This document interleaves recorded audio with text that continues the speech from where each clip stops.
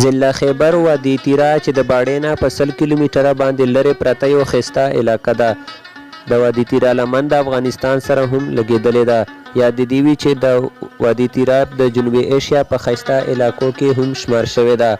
وادي تیرا علاقه ښایسته شنه غرونه او د غرونو په لمن کې د اوبو چینې او ښایسته ابشرونه لري. په دې علاقه کې مختلف قسمه میوه‌جات چې پکې غوزان یعنی اخروټ، سیب او داسې نورې بشمیره میوه‌جات کیږي. یاد دې وي چې موجوده حالاتو کې د لاکډاون د وجې د ملک مختلف سیر او تفریح علاقې بند کړې شوې وي، نو ډېر بشماره خلک د وادي تیرا په طرف تللي وو.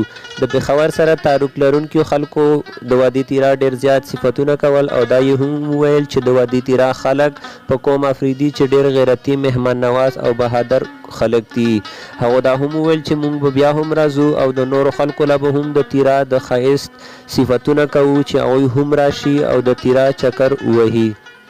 ایتیا کې د قوم افریدي 8 قبیلې اوسېږي.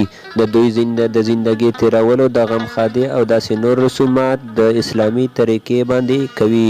یاد دې وي چې د افریدي شمار د قبایلو په تکړه قومونو کې کیږي.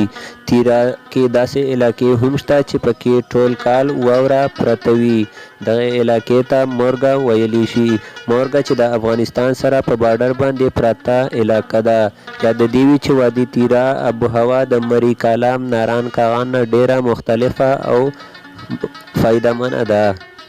تاسو ګورئ په دغه ویډیو کې کوم ماشومان چې لوبې کوي. د دې نه هم معلومیږي چې د تیرا خلک ډیر طاقتور او بهادر خلک دي.